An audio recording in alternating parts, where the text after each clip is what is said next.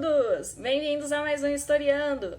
Para aqueles que ainda não me conhecem, eu sou a Misha e hoje nós vamos falar sobre a República Romana. Então daremos continuação ao que vimos na última aula sobre a monarquia romana, o fim da monarquia romana e o que seria o início da República Romana. Então nós vamos estudar como a República se constituiu, como se organizou, quais são as suas principais instituições políticas. Nós vamos falar de algumas guerras que Roma esteve engajada. Enfim, nós vamos fazer um panorama geral sobre a República Romana. Mas, como sempre, antes de começar a nossa aula, gostaria de pedir para vocês que curtam o vídeo, se inscrevam no canal e nos deem esse suporte. E no mais, vamos lá?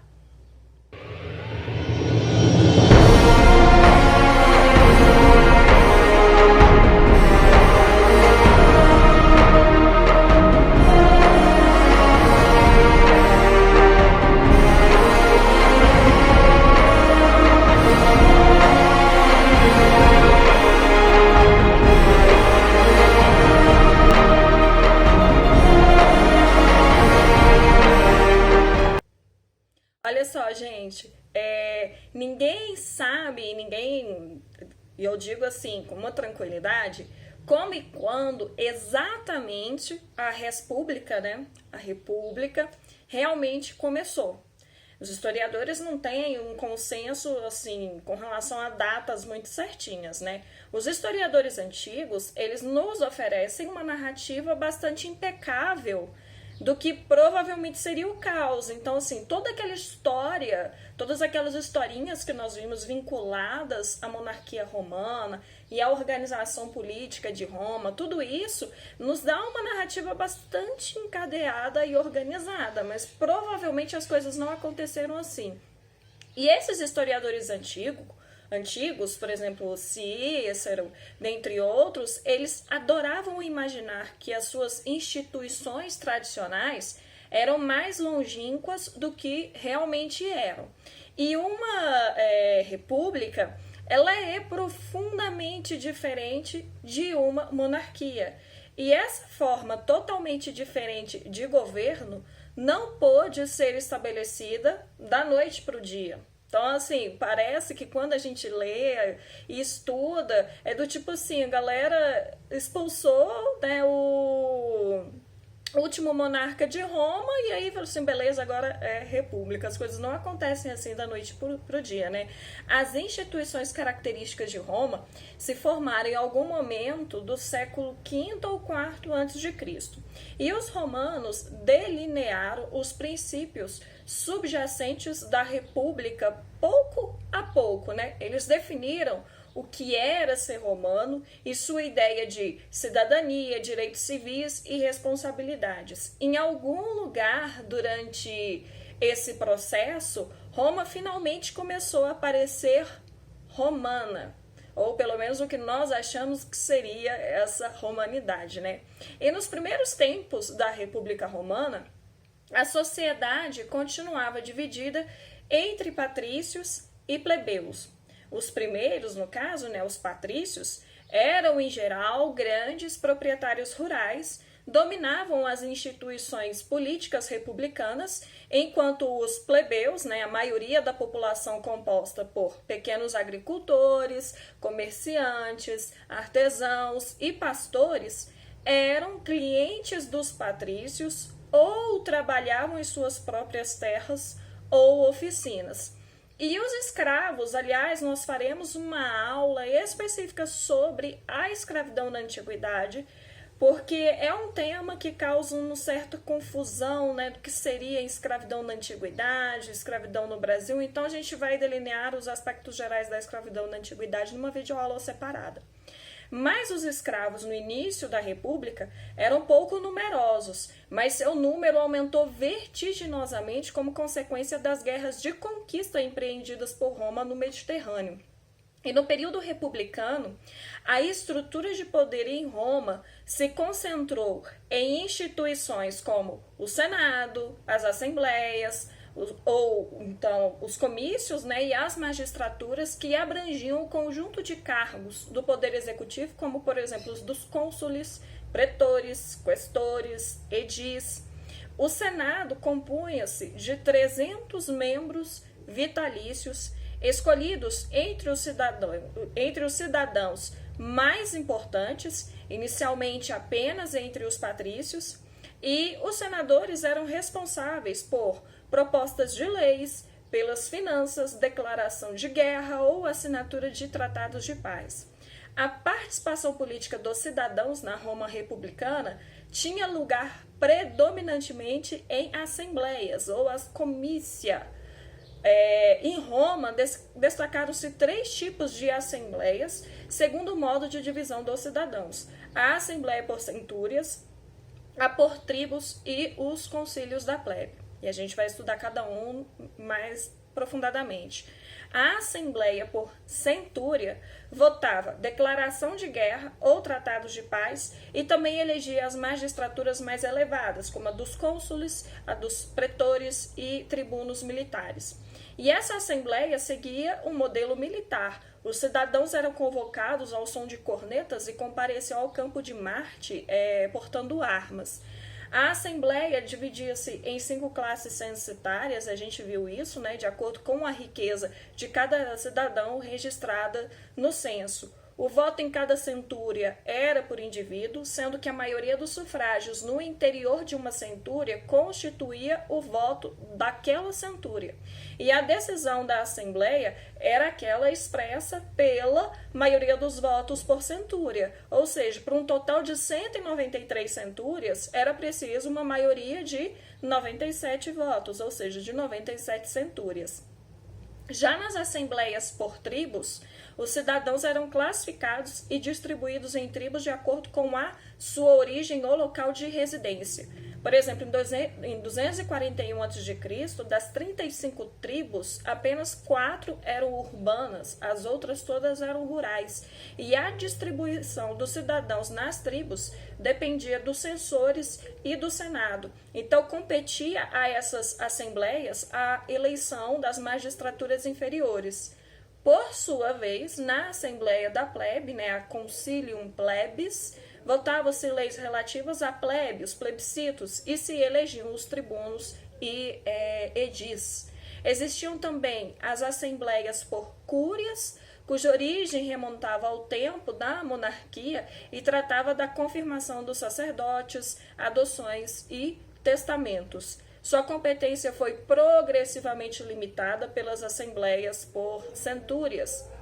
As magistraturas eram constituídas pelo conjunto dos mais altos funcionários da República, eleitos pelas assembleias. Os magistrados cumpriam mandato temporário, como, por exemplo, os cônsules, que eram os principais magistrados da República, que, em número de 2, comandavam o exército, dirigiam o Estado e convocavam o Senado. Os pretores eram encarregados da justiça, os censores eles eram responsáveis pelo recenseamento dos cidadãos e pela vigilância dos costumes. Os questores eram encarregados da arrecadação dos impostos e do tesouro público. Os edis eram responsáveis pelos serviços públicos, organizações das festas cívicas e religiosas, manutenção de edifícios e policiamento. Havia ainda o cargo de ditador, que era eleito em situação de crise e de guerra, com plenos poderes e mandatos de 6 meses, renovável se necessário. E aí, a primeira coisa que eu quero destacar com vocês são os movimentos sociais. As desigualdades políticas entre patrícios e plebeus geraram muitos conflitos sociais, pois, embora muitos plebeus tivessem riquezas e formassem grande parte das forças militares necessárias à proteção da cidade, eles estavam excluídos, melhor dizendo, dos principais cargos públicos. Então, as lutas entre patrícios e plebeus marcaram o período republicano. Para vocês terem noção, em 494 a.C., centenas de plebeus rebelados se retiraram para o Monte Sagrado, que é o Monte Aventino, e ameaçaram não lutar mais no exército caso as suas reivindicações não fossem atendidas. Entre diversas exigências, as camadas populares alcançaram o direito de eleger seus próprios magistrados, que são os tribunos da plebe. Sua pessoa, a pessoa do tribuno da plebe, era inviolável e ele dispunha de poder de veto, ou seja, ele podia suspender a aplicação de atos dos magistrados ou das decisões do Senado que considerasse contrário aos interesses dos plebeus.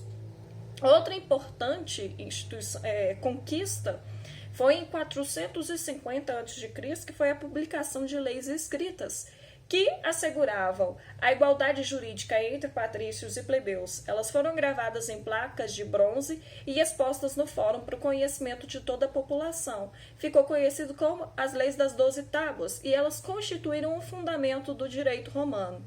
O casamento entre patrícios e plebeus era proibido até 445 a.C. No entanto, com a expansão comercial, muitos plebeus enriqueceram, enquanto numerosas famílias patrícias haviam empobrecido. Dessa forma, o casamento tornou-se interessante para ambos os grupos e passou a ser permitido pela lei Canuleia. Dessas uniões se originou uma nova aristocracia, a nobilitas, ou seja, os notáveis. Finalmente, após uma longa luta política, os plebeus conquistaram em 367 a.C. o direito de participar do consulado, graças à promulgação da lei Licínia, que também regulamentou a exploração das terras públicas, também chamado de arge públicos. Dos dois cônsules eleitos anualmente, um seria patrício e o outro seria plebeu. A abolição da escravidão por dívidas, que eu já havia falado para vocês, em que o camponês se submetia a trabalhar para um proprietário de terras até saldar as suas dívidas, e caso não conseguisse, podia até ser vendido como escravo, foi abolida em 326 a.C. pela lei Poetélia Papíria, que é uma outra vitória dos plebeus. E nas décadas seguintes, a unidade reforçada entre patrícios e plebeus aumentou a eficácia das legiões, de soldados cidadãos que empreenderam uma série de conquistas, primeiro dentro da própria Península Itálica, depois por toda a região do Mediterrâneo. E no último século da República, quando o conflito social voltou a se reacender, apresentou os traços de um confronto entre despossuídos e privilegiados, entre camponeses e grandes proprietários de terras. Mas vamos ver um pouco sobre a República Imperialista?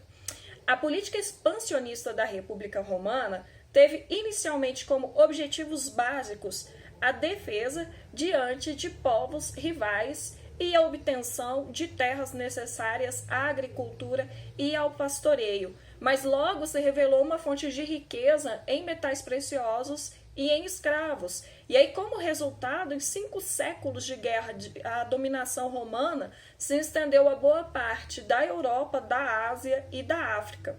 No decorrer do século IV e III a.C., Roma enviou suas legiões para o norte contra os etruscos, para o sul da península em guerras contra os samnitas e algumas cidades da Magna Grécia, e a arrancada para o sul colocou os romanos em confronto com os cartagineses, que controlavam parte da Sicília. Antiga colônia fenícia no norte da África, a gente viu isso quando nós estudamos os fenícios, Cartago dominava o comércio marítimo no Mediterrâneo, e a rivalidade entre cartagineses e romanos resultou nas guerras púnicas. Os romanos chamavam os cartagineses de puniti, ou poemi, e daí que vem o nome Guerras Púnicas. Cartago havia sido fundada em 800 a.C. aproximadamente pelos fenícios, que eram especializados em comércio marítimo. A cidade ela estava localizada em um excelente porto natural, que hoje pertence à cidade de Tunis. Então, Cartago tinha todo um comércio no Mediterrâneo Ocidental sob seu controle e, se acreditarmos, por exemplo, em Políbio, era a mais rica cidade do mundo. Seu império, na época, compreendia o norte da África, Espanha, Sardenha e Sicília. E seu exército consistia em numerosos mercenários e uma marinha incrivelmente bem equipada e eficiente. Cartago dominou o Mediterrâneo Ocidental por anos, mas o fortalecimento dos romanos fez com que o conflito entre esses dois povos, né, fosse inevitável. As duas forças costumavam estar em boas relações uma com a outra durante o período em que Roma ainda estava consolidando seu poderio na Península Itálica. No entanto, depois que Roma conquista os territórios itálicos, Roma acabou muito mais forte e suas atividades se espalharam pela Sicília, que ainda estava sob controle cartaginense. Então, as guerras púnicas desenvolveram-se em 3 etapas. A primeira guerra púnica começou em 264 a.C., quando a cidade de Messina pediu ajuda de Cartago em seus conflitos com Hierão II de Siracusa. E após a intercessão cartaginesa, Messina pediu a Roma que expulsasse os cartagineses. E aí Roma entrou nessa guerra porque Siracusa e Messina estavam muito perto das cidades gregas recém-conquistadas do sul da Itália. E Cartago agora era capaz de fazer uma ofensiva através do território romano. Junto com isso, Roma poderia estender o seu domínio sobre a Sicília. E aí, embora os romanos tivessem experiência em batalhas terrestres, derrotar esse novo inimigo exigia batalhas navais. Cartago era uma potência marítima e a falta de navios e experiência naval dos romanos tornou o caminho para a vitória bastante penoso, bastante longo e difícil para a República Romana. Apesar disso, após mais de 20 anos de guerra, Roma derrotou Cartago e um tratado de paz foi assinado. E entre as razões para a Segunda Guerra Púnica estavam as reparações de guerra subsequentes, às quais Cartago aqueceu no final da Primeira Guerra Púnica. Tanto é que a Segunda Guerra Púnica é famosa por conta dos seus generais brilhantes. Do lado púnico, nós temos o famoso Aníbal Barca e Asdrúbal. E sobre o romano, nós temos Marco Cláudio Marcelo, Fábio Máximo e Públio Cornélio Cipião, sendo Cipião, acho que um dos mais famosos, né? E Roma lutou nesta guerra simultaneamente com a Primeira Guerra da Macedônia.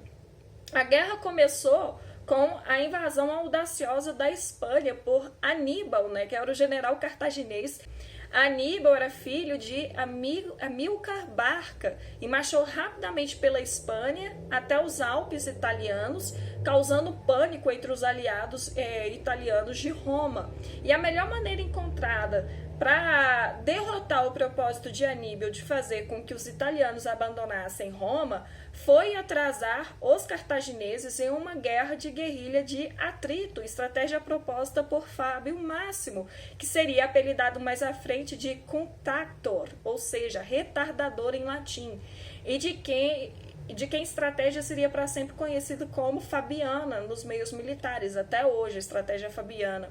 E devido a isso, o objetivo de Aníbal não foi alcançado, né? Ele não conseguiu trazer cidades italianas suficientes para se rebelar contra Roma e reabastecer o seu exército em declínio, e, portanto, ele não tinha máquinas e mão de obra suficiente para poder sitiar Roma. Ainda assim, a invasão de Aníbal durou mais de 16 anos, devastando a Itália. Finalmente, quando os romanos perceberam o esgotamento dos suprimentos de Aníbal, eles enviaram Cipião, que havia derrotado o irmão de Aníbal, Asdrúbal, na Espanha moderna, para invadir o interior cartaginês que estava desprotegido e forçar Aníbal a retornar e defender a própria Cartago. O resultado foi o fim da Segunda Guerra Púnica, com a famosa e decisiva Batalha de Zama, em outubro de 202 a.C., que deu a Cipião seu agnome de africano. E com grande custo, Roma teve ganhos significativos, a conquista da Espanha por Cipião e de Siracusa, o último reino grego na Sicília, por Marcelo. Mais de meio século depois desses eventos, Cartago foi humilhada e Roma não estava mais preocupada com a ameaça africana. O foco da República agora era apenas para os reinos helenísticos da Grécia e as revoltas na Espanha. No entanto, Cartago, depois de ter pago a indenização de guerra, sentiu que seus compromissos de submissão a Roma haviam cessado e havia uma visão não compartilhada pelo Senado romano com essa insatisfação de Cartago. E aí, quando em 151 a.C. a Numídia invadiu Cartago, Cartago pediu a intercessão romana. Embaixadores foram enviados a Cartago, né, entre eles Catão, o Velho, que depois de ver que Cartago poderia voltar e recuperar sua importância, encerrou todos os seus discursos, não importando o assunto, e dizendo a famosa frase, né, Ceterum censeo Carthaginem esse delenda, ou seja, além disso, acho que Cartago deve ser destruída. E aí, como Cartago lutou com a Numídia sem consentimento romano, a Terceira Guerra Púnica começou quando Roma declarou guerra contra Cartago em 149 a.C. Cartago resistiu bem ao primeiro golpe com a participação de todos os habitantes da cidade. No entanto, Cartago não resistiu ao ataque de Cipião Emiliano, né, que destruiu totalmente a cidade e suas muralhas, escravizou e vendeu todos os cidadãos e ganhou o controle daquela região que se tornou província da África. E assim terminou a Grande Guerra Púnica. Todas essas guerras resultaram nas primeiras conquistas ultramarinas de Roma, Sicília, Espanha e África, e na ascensão de Roma como uma potência imperial significativa, e deu início ao fim desse sistema que a gente poderia colocar como se fosse uma democracia romana, né? Como eu havia falado para vocês, os sobreviventes derrotados foram vendidos como escravos e o território cartaginês tornou-se província romana. Afastada a concorrência cartaginesa, Roma inicia sua expansão pelo Mediterrâneo Oriental. E aí, nos 2 séculos seguintes, conquistou os reinos helenísticos da Macedônia, da Síria e do Egito. Desse modo, o Mediterrâneo transformou-se no Lago Romano, o Mare Nostrum, né, o nosso mar, como se chamava. As guerras de conquista favoreceram um grande fluxo de riquezas para Roma na forma de espólios de guerra e tributos. A Nobilitas foi o principal grupo que saiu ganhando com esse processo, pois, sobretudo, os senadores continuaram a controlar os principais cargos públicos e militares e também a administração dos novos territórios. Consolidou-se nesse momento também um novo grupo social, os cavaleiros. E aí, diante do acúmulo de riquezas nas mãos dos senadores, um tribuno da plebe fez aprovar em 218 a.C. um plebiscito que impedia os senadores e seus descendentes que exercessem qualquer atividade econômica que não a agricultura. Instituiu-se então a ordem equestre, assim chamada, porque nela podiam ser inscritos os indivíduos que nos exércitos lutavam na cavalaria, e a partir de Caio Graco, os cavaleiros podiam cobrar impostos e atuar como jurados. Mas a ordem equestre era, sobretudo, uma via de acesso à ordem senatorial. Os senadores eram geralmente recrutados entre os cavaleiros mais ricos. E aí, do ponto de vista econômico, havia muito em comum entre senadores e cavaleiros, né? Ambos os grupos concentraram terras e escravos, o que levou ao surgimento de propriedades escravistas onde se produziam vinho e azeite para o comércio, e essa situação redefiniu a paisagem agrária na Itália, colocando em risco a pequena propriedade camponesa. E aí, depois de derrotar os macedônios e seleucidas no século II a.C., os romanos se tornaram o povo dominante do mar Mediterrâneo. A conquista dos reinos helenísticos aproximou a cultura romana e grega, e a elite romana, que antes era rural, tornou-se luxuosa e cosmopolita. Naquela época, Roma era um império consolidado do ponto de vista militar e não tinha grandes inimigos. O domínio estrangeiro levou a lutas internas. Os senadores enriqueceram às custas das províncias, né? Os soldados, na maioria pequenos agricultores, ficaram muito tempo longe de casa e não puderam manter as suas terras, e a crescente dependência de escravos estrangeiros e o crescimento dos latifúndios, reduzindo a disponibilidade de trabalho remunerado. Então, o Senado lutou perpetuamente, bloqueou repetidamente importantes reformas agrárias e se recusou a dar à classe equestre uma voz mais ampla dentro do governo. E aí que vem o ponto-chave para a gente estudar a República Romana, que é a questão agrária. Durante o processo de expansão romana, aumentaram o empobrecimento da população livre, sobretudo da rural, e a imigração para as cidades. Então, para contornar a crise e combater a fome, o Estado passou a distribuir cereais e promover espetáculos públicos nas arenas para poder animar a plebe. Essa política de Estado ficou conhecida como pão e circo. No entanto, isso não resolvia a questão. Com esse quadro, um dos problemas enfrentados pelos políticos romanos foi a questão da terra, associada à grande desigualdade social que afligia a maior parte da população romana. Os irmãos Tibério e Caio Graco, eleitos sucessivamente tribunos da plebe, procuraram solucionar a crise por meio da realização de reformas que atendessem às reivindicações populares.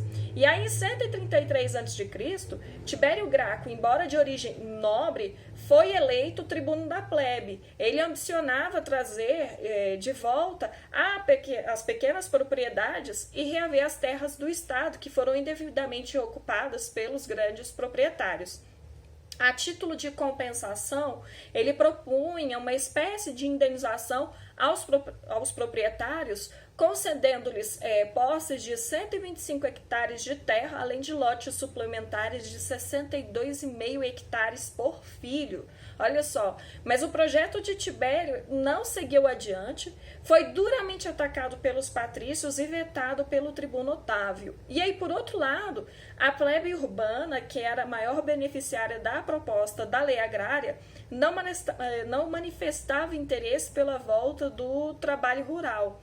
E aí, acusado de sacrilégio e tirania, Tibério Graco foi assassinado, mas o seu sonho não se perdeu no tempo, que o projeto de reforma agrária foi retomado em 123 a.C. pelo tribuno Caio Graco, que obteve o apoio dos cavaleiros para aprovar uma lei que aumentava a participação dos representantes da plebe na administração do Estado. Além disso, o tribuno conseguiu a aprovação da lei frumentária, que baixou o preço do trigo para os cidadãos pobres. O trigo consumido em Roma vinha da Sicília, da Sardenha e do norte da África, e devido aos especuladores e à dificuldade do transporte marítimo no inverno, seu preço era altíssimo. E aí Caio Graco decidiu armazenar o cereal após a colheita, regularizando e barateando a sua distribuição ao longo de todo o ano. E aí, para garantir a apuração das irregularidades administrativas, Caio Graco propôs que os cavaleiros, como eram chamados os ricos homens de negócios, tivessem acesso a cargos nos tribunais ao lado dos senadores, né? E a medida refletia uma divisão que se formara na sociedade romana durante a expansão territorial. Muitos plebeus enriqueceram com o comércio, formando a chamada ordem equestre, que consolidou o direito à cidadania plena, e de certa forma eles se opunham à ordem senatorial, que reunia a tradicional aristocracia patrícia. Outro projeto estendia a cidadania romana a populações latinas para diminuir a oposição à reforma agrária. Olha o carro de som. Que em Uberlândia é assim, maravilhoso isso. Toda hora passa um carro de som aqui. Enfim, mas a proposta foi rejeitada pelos grandes proprietários rurais, que estavam ciosos de seus privilégios.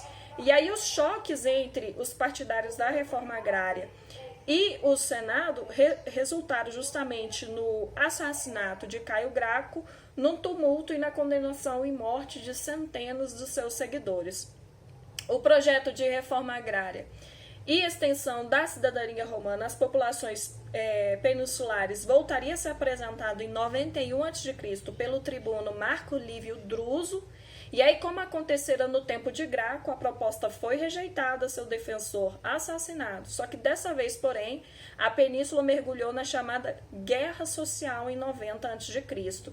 O movimento chegou a mobilizar 100 mil combatentes e, num primeiro momento, venceu as legiões romanas. Então, para desarticulá-lo, Roma concedeu a cidadania àqueles que a solicitassem e, no ano de 89 a.C., derrotou os que prosseguiram na luta, né? Enquanto a questão da terra mobilizava as camadas mais pobres da sociedade romana, setores ainda mais explorados lutavam por um direito mais elementar, que é a liberdade e a vida. Então, entre o ano de 36 e 132 a.C. e de 104 a 101 a.C. ocorreram revoltas de escravo na Sicília. A primeira revolta siciliana, os escravos rebelados, dentre eles muitos pastores, tomaram a cidade e proclamaram como o seu rei um escravo sírio de nome Euno. E aí, após uma longa guerra, as tropas romanas conseguiram debelar o movimento. O segundo levante serviu na Sicília, decorreu da recusa dos proprietários de escravos de obedecerem a uma resolução do Senado romano que ordenava que os indivíduos de cidades aliadas de Roma que tivessem sido reduzidos à escravidão fossem libertos. E aí legiões romanas também suprimiram o movimento. Décadas mais tarde, entre 73 e 71 a.C., ocorreu a mais famosa rebelião de escravos da história romana, né? Aliás, tem um seriado só sobre isso, a Revolta de Espartaco, que teve lugar na Península Itálica e mobilizou mais de 90 mil escravos. Liderados pelo gladiador trácio Espartaco, os escravos chegaram a derrotar várias tropas romanas, mas acabaram vencidos e impiedosamente castigados. Todas essas revoltas não tinham como lema a abolição geral da escravidão, de forma alguma. Foram insurreições pelas quais os escravos buscavam obter liberdade pessoal, mas sem negar o escravismo. Isso tem que ficar muito claro. Não eram guerras, não eram lutas abolicionistas. Eles queriam uma liberdade pessoal.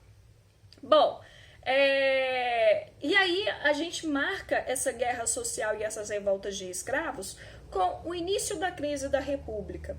No século I a.C., Roma não era apenas uma cidade-estado, mas era uma cidade que controlava um império cuja proporção crescia cada vez mais com as guerras de conquista. Então, consequentemente, as instituições concebidas para o autogoverno de uma sociedade de pequenos proprietários agrícolas não funcionavam mais. E aí, num clima de crescente instabilidade, diversos chefes militares passaram a disputar o poder. Roma conheceu os governos autoritários dos generais Mário e Sila. Esse último derrotou Mário, se tornou ditador vitalício, mas abdicou em 79 a.C. E nas 2 décadas seguintes, crises sucessivas abriram caminho para os triunviratos, que eram governos de 3 pessoas. O primeiro triunvirato foi composto em 59 a.C. por 3 políticos de prestígio, Pompeu, Crasso e Júlio César. Os 2 primeiros gozavam de reputação militar, enquanto César exercia o consulado e ocupava o cargo de pontífice máximo. Coube a Júlio César o comando do exército da Gália, a Pompeu os regimentos da Espanha e a Crasso as forças militares do Oriente. César conquistou entre 58 e 51 a.C. todo o território da Gália, que é a atual França, e parte da ilha da Bretanha, que é a atual Inglaterra. As conquistas de César renderam-lhe a condição de principal general romano e despertaram a admiração dos historiadores antigos. O historiador grego Plutarco o comparou a Alexandre o Grande, para vocês verem o tanto que tinha um peso muito forte no nome de César. O historiador romano Suetônio também celebrou os feitos de César na célebre obra A Vida dos 12 Césares. Aliás, indico a leitura porque tem umas situações bastante cômicas quando a gente lê A Vida dos 12 Césares. Atribuiu-se a César uma frase proferida no Senado romano por volta de 47 a.C., mencionando suas conquistas no Oriente. A famosa frase Veni, vidi e vinci, vim, vi e venci. Assim, César desafiava o Senado sem nenhuma cerimônia, né? E as sucessivas e grandiosas vitórias nos campos de batalha levaram César a ambicionar um poder maior. Aí, em 53 a.C., com a morte de Crasso, durante uma fracassada invasão da Mesopotâmia, controlada na época pelos partas, que é um desses povos antigos, os senadores aproximaram-se de Pompeu e afastaram César do governo. Aí, em 50 a.C., quando o Senado exigiu seu regresso e a desmobilização do seu exército na Gália, César desafiou a tradição romana que impedia qualquer general de marchar sobre Roma com seus soldados armados, dando ordem para suas legiões atravessarem o Rubicão ao norte da Península Itálica em 49 a.C. Inclusive, atribui-se a César, nesse momento dramático, a célebre frase Alea iacta est, a sorte está lançada. Ao marchar em direção a Roma, César teve de enfrentar a oposição de Pompeu, seu genro e colega de triunvirato. Ele derrotou as legiões de Pompeu e acabou nomeado ditador vitalício em 45 a.C. Júlio César também acumulou os poderes de cônsul, tribuno, sumo sacerdote, supremo comandante do exército. Ele é só tudo, né? E durante seu governo ele promoveu uma reforma político-administrativa.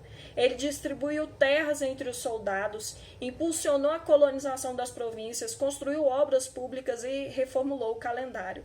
Só que seus poderes despertaram a oposição de alguns senadores que tramaram a sua morte. Em 44 a.C., o ditador foi assassinado por uma conspiração liderada por Brutus e Cássio, que se diziam dispostos a salvar a República. Inclusive, as supostas últimas palavras do virtual fundador do Império Romano teriam sido "et tu, Brutus", ou seja, até tu, Brutus.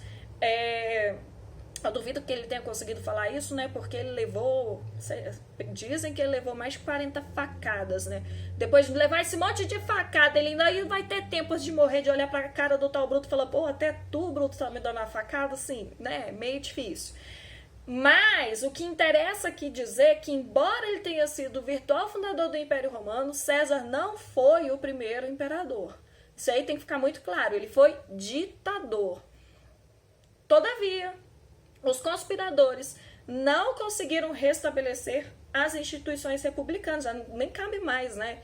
E aí, em vez disso, o poder passou a 3 partidários de César: o cônsul Marco Antônio, Lépido, que era chefe da Ordem dos Cavaleiros, e Otávio, que era sobrinho e filho adotivo de César, né? E aí estava formado o segundo triunvirato, que estabeleceu o comando de Marco Antônio no Oriente, Otávio no Ocidente, enquanto Lépido ficava com o cargo de pontífice máximo. E aí, intensas rivalidades pela supremacia política, porém logo se manifestaram entre os triunviros. E aí, após Lépido se afastar da política, Marco Antônio e Otávio passaram a lutar entre si. Ambos queriam poder em Roma. Marco Antônio governava as províncias romanas no Oriente, ao passo que Otávio administrava a porção ocidental do Estado romano. E aí, Marco Antônio se estabeleceu em Alexandria e Otávio permaneceu em Roma. Nesse tempo, Marco Antônio também se tornou amante de Cleópatra. Não falei para vocês, mas Cleópatra, antes de ser amante de Marco Antônio, ela era amante de Júlio César. Então você pensa que essa mulher era poderosa pra caramba, né? E aí, Marco Antônio, quando estava lá nos rolos dele com a Cleópatra, ele era casado com Otávia, que era a irmã do Otávio. Pra vocês verem que a situação, assim, não tá fácil, né? E aí, Marco Antônio fica tão louco pela Cleópatra que ele vira e fala pra mulher dele, que ele é casado, Otávio, não, vai embora, não quero ser mais não. E manda ela de volta pra Roma, devolvendo ela pro irmão pra poder se casar com Cleópatra, segundo as tradições egípcias. E aí, essa atitude foi considerada um insulto por Otávio, óbvio, né? Que aproveitou para poder iniciar uma campanha para desmoralizar Marco Antônio diante do povo romano, apresentando ele como sendo uma marionete controlada por Cleópatra. Do romance entre Cleópatra e Marco Antônio nasceram gêmeos, né? Um menino chamado Alexandre e uma menina que recebeu o mesmo nome da mãe. O casal também teve um terceiro filho, que se chama Ptolomeu Filadelfo, né, que vai suceder Cleópatra. E não bastasse isso, durante uma cerimônia pública no Egito, Marco Antônio declarou que Cesário, que era o filho de Cleópatra com Júlio César, era na real o verdadeiro legítimo de César, herdeiro legítimo, e não Otávio. Aí o problema já está assim, todo construído, né? Essa declaração foi uma afronta a Otávio. E aí em Roma, os senadores, temendo que Marco Antônio, caso saísse vitorioso da disputa com Otávio, transferisse a capital do estado para Alexandria, destituiu Marco Antônio das suas atribuições como governante da porção oriental. E aí em 31 a.C., Marco Antônio concentrou um exército na costa oeste da Península Balcânica, de onde saíram navios de guerra, e assim teve início uma batalha naval que ficou conhecida como Batalha de Ácio, na qual as forças de Otávio saíram vitoriosas. Durante a batalha, houve muitas deserções nas forças de Marco Antônio, e esses desertores acabaram apoiando Otávio porque eles não concordavam com o que consideravam ser uma interferência excessiva da rainha egípcia nas decisões de Marco Antônio, cada vez mais visto como sendo um homem submisso aos caprichos de Cleópatra.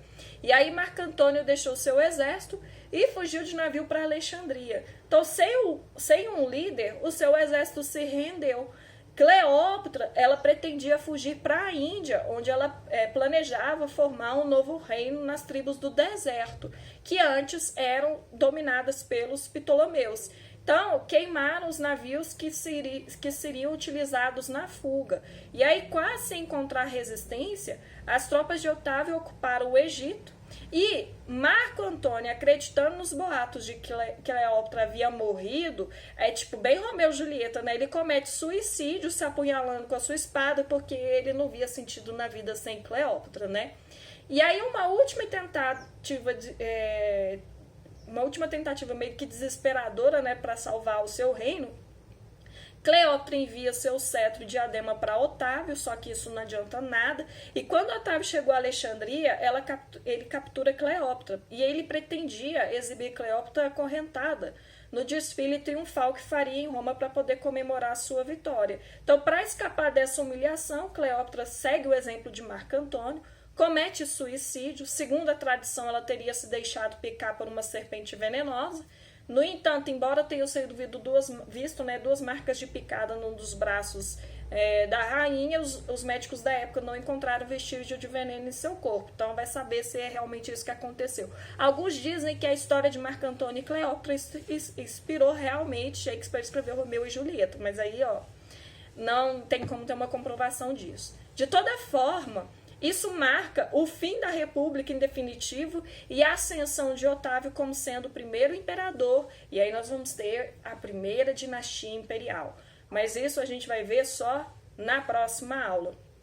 Eu espero que vocês tenham gostado do vídeo. Se gostaram, curtam, se inscrevam no canal. Não se esqueçam que agora os nossos resumos estão sendo postados no nosso Instagram. Então no Instagram você consegue ver lá os esquemas, os resumos de todo esse conteúdo que nós estamos passando para vocês. Então não deixem de nos seguir lá no Instagram também.